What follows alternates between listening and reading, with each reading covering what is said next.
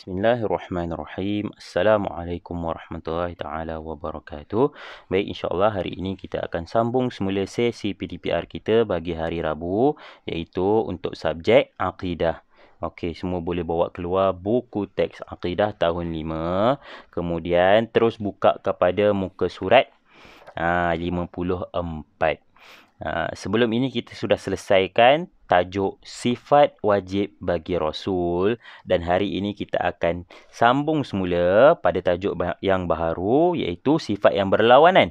Sifat berlawanan daripada sifat wajib Rasulullah. Cuba kita sama-sama sebutkan 4 sifat wajib bagi Rasul.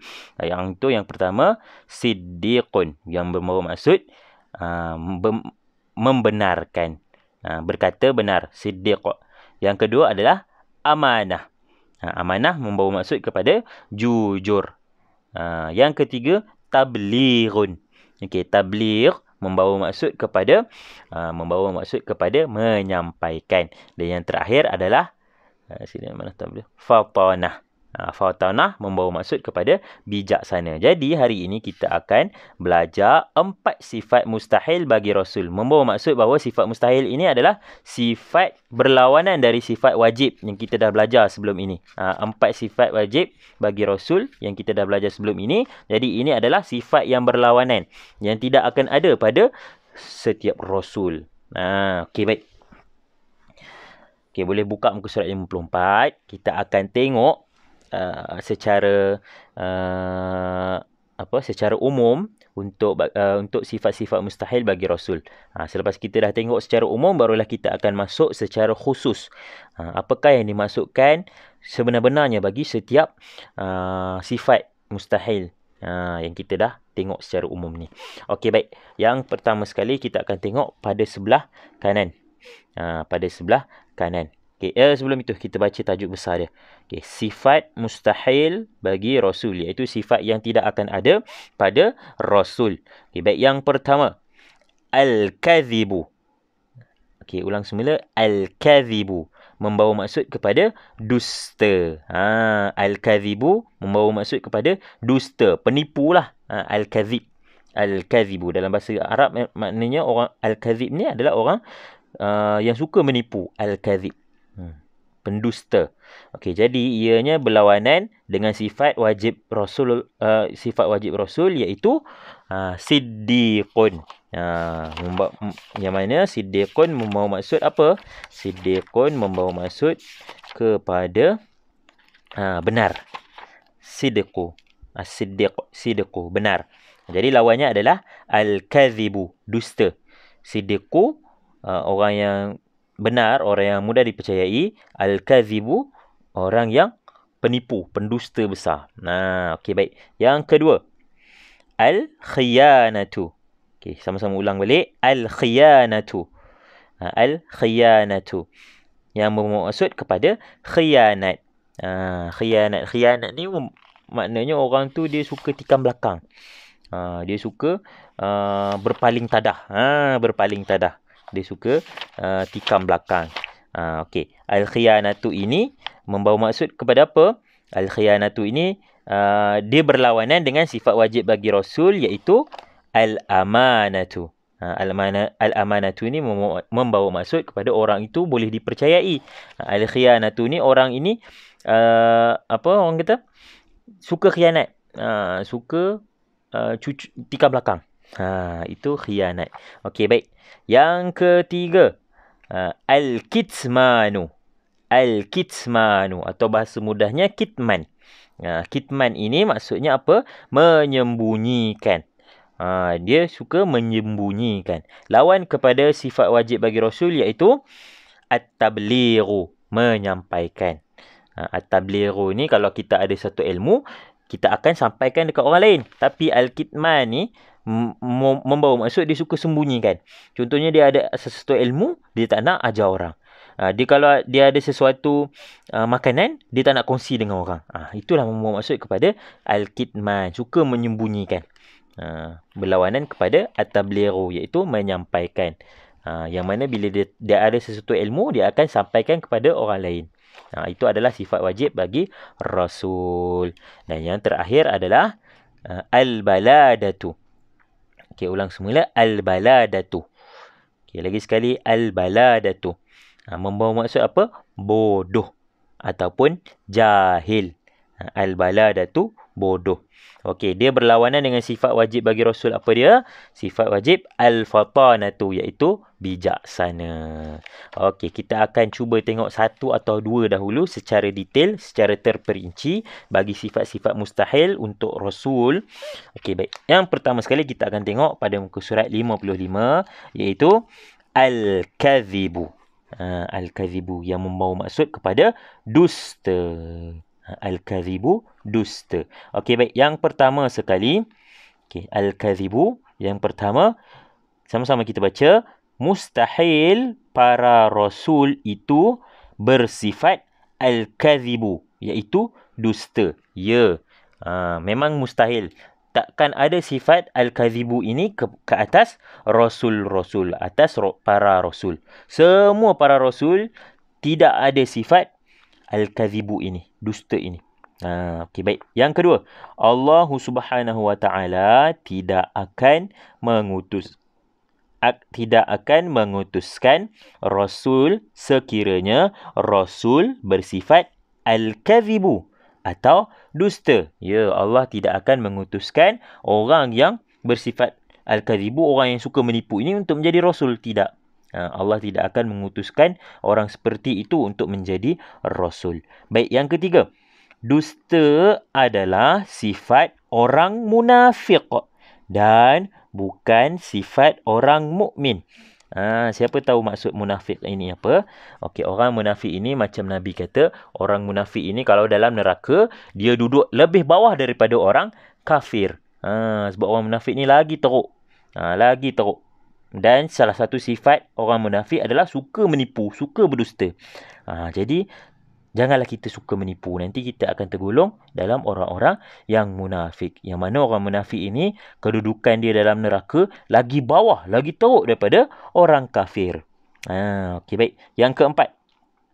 Semua kata-kata yang lahir daripada para rasul adalah benar. Okey. Baik, yang kelima.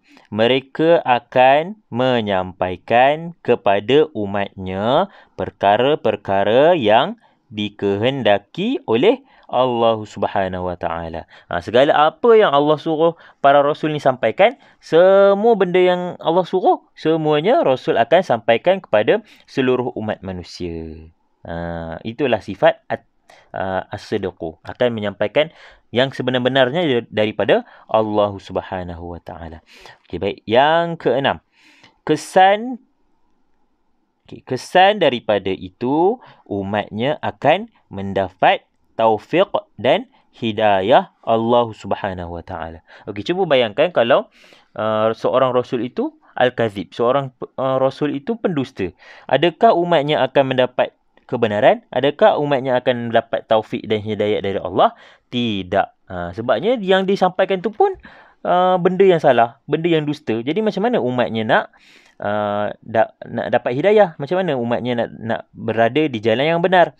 Kalau benda yang perkara yang disampaikan oleh Rasul itu perkara yang dusta, jadi mustahil. Okey, baik.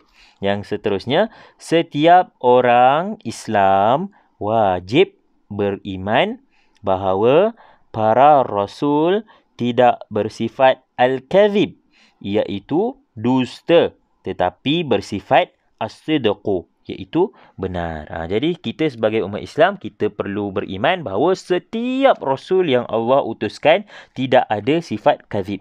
Semuanya hanya ada sifat as-sidqu, sifat yang sentiasa berkata benar, sentiasa menyampaikan perkara-perkara yang benar. Okey, baik. Kita tengok pula sifat yang kedua selepas al-kadhibu, iaitu sifat berlawanan bagi sifat at-tablighu. Okey, pada muka surat 56 kita akan masuk kepada sifat al-khiyanatu. Okey, al-khiyanatu yang membawa maksud kepada khianat, ataupun kalau dalam bahasa kita, bahasa mudahnya adalah tikam belakang. Orang yang suka apa orang kata, khianat ini suka tikam belakang lah, suka merosakkan kepercayaan orang kepada dia. Okey, baik. Yang pertama, Mustahil para rasul itu bersifat al-khiyanatu, iaitu khianat atau pecah amanah. Okay, yang kedua, Allah Subhanahu wa taala tidak akan mengutuskan rasul yang bersifat khianat, mengerjakan maksiat dan melanggar perintah Allah Subhanahu wa taala. Allah mustahil Allah akan utuskan para rasul yang bersifat khianat, yang suka menikam belakang. Tidak, Allah mustahil Allah akan utuskan rasul yang bersifat seperti itu. Okey, baik. Yang ketiga, khianat adalah sifat orang munafik dan bukan sifat orang mukmin. Sama macam yang kita baca tadi, sifat pendusta, al-kadzib. Al-kadzib ini juga adalah sifat orang munafik. Khianat ini juga adalah sifat orang yang munafik. Orang munafik sifatnya salah satunya adalah khianat. Okey, baik. Yang keempat, para rasul wajib bersifat al-amanatu, kepercayaan dalam semua tindakan. Okay, yang keempat, umatnya akan percaya dan terbuka hati menerima segala ajaran. Yalah, kalau orang yang sifat, antara orang yang bersifat khianat dengan orang yang bersifat amanah, mana satu kita pilih? Kita pasti akan pilih orang yang bersifat amanah. Kalau kita nak pilih pemimpin negara pun, kita akan pilih orang yang bersifat amanah. Yalah, kalau orang khianat mentadbir negara, kalau orang khianat yang menjadi rasul kita, nescaya kita akan rosak, kita akan binasa. Kita akan sesat. Macam itulah. Okey, baik. Kita teruskan lagi. Umatnya. Okay, ni dah. Okay. Yang ketujuh, kesan daripada itu tidak akan timbul kekeliruan dan kesesatan dalam kalangan umatnya. Dan yang terakhir, setiap orang Islam wajib beriman bahawa para rasul tidak bersifat khianat, iaitu khianat, tetapi bersifat al-amanatu, iaitu kepercayaan. Okey, sampai sini saja. Kita akan sambung lagi 2 sifat mustahil bagi rasul pada sesi yang akan datang. Jadi, kerja rumah kamu adalah boleh bawa keluar buku aktiviti akidah, buku latihan akidah.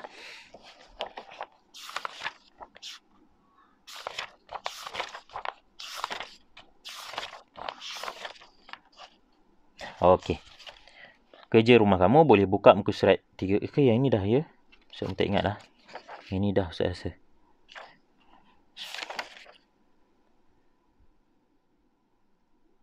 Okey. Boleh buka muka surat 38. Okey. Muka surat 38. Okey. Dia suruh awak susun semula, susun dan tulis ayat Al-Quran tersebut dengan betul. Dia dah bagi ayat, susunan ayat ni tak betul ya, berterabur. Jadi dia suruh awak susun semula ayat Al-Quran ini pada ruangan yang kosong. Boleh tulis semula. Awak boleh rujuk mana? Kalau awak tak tahu, boleh rujuk pada buku teks muka surat 50 dan juga 51. Yang ini ayat-ayat Al-Quran ini semuanya adalah dalil naqli, iaitu bukti daripada ayat Al-Quran bahawa sifat-sifat mustahil, sifat-sifat wajib yang kita belajar sebelum ini semuanya adalah ada dalam diri pada setiap diri Rasul. Rasul Allah yang telah diutuskan. Okey, itu saja untuk hari ini. Wassalamualaikum warahmatullahi taala wabarakatuh.